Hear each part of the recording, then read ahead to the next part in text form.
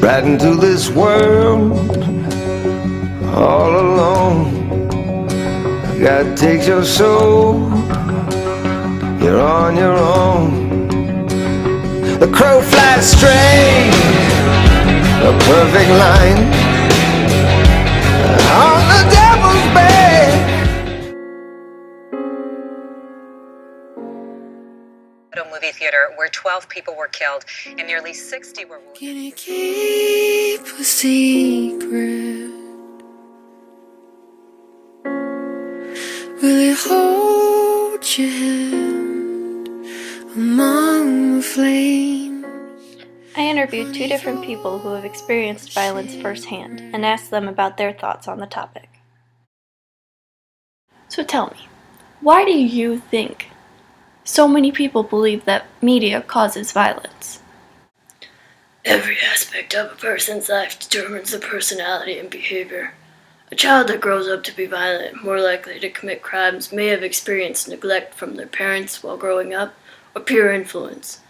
It's important to look at a person's daily life before blaming it on something like media that is used for entertainment and to consume time, not to breed serial killers and bank robbers.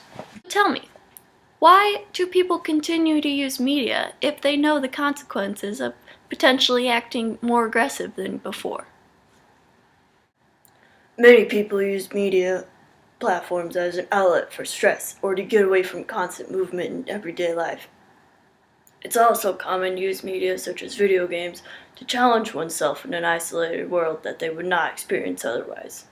My movies, for example, are very violent, but take place in a fantasy world known as Gotham City. Why do you think people blame media for tragedies, crime, and aggressive behavior? Society creates something known as a folk devil. This is a term that refers to something that fabricates a problem with something such as media to find a reason for societal problems. People are creating theories without looking at the exact evidence that violent media causes aggressive behavior. You disagree with these beliefs? Yes. Media is so influential that it has the power to do great things. Not only does it preoccupy people and therefore take them out of potential situations to be harmed or harm another person, but it can be used to share messages with consumers that may otherwise be hard to share. Education could be greatly improved by incorporating media into schoolwork. By introducing less exciting topics through a form of media that the students can actively participate in, they are more likely to retain the information and be excited about learning. One of the main concerns about avid video game players is that they would increase in aggressive behavior due to the amount of violence in the video game they play, and how much they play it.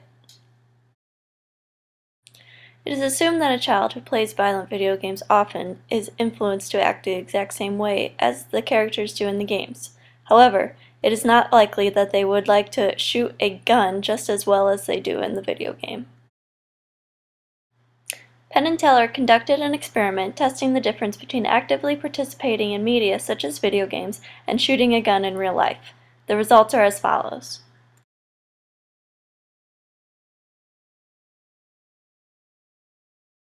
After only shooting the gun once, he refused to do it again. The experiences of playing a video game and shooting a gun in real life are cognitively different. Children begin watching violent media at very young ages, and the main concern about it is that they will be unable to distinguish right from wrong. The truth is, being at such a vulnerable age, they are still able to learn from their mistakes later on in life and learn what is socially acceptable. With the amount of media being consumed every day, companies must begin utilizing its influential nature to keep crime rates low, use in education, and provide coping mechanisms for its consumers. Out of my mind, and some kind of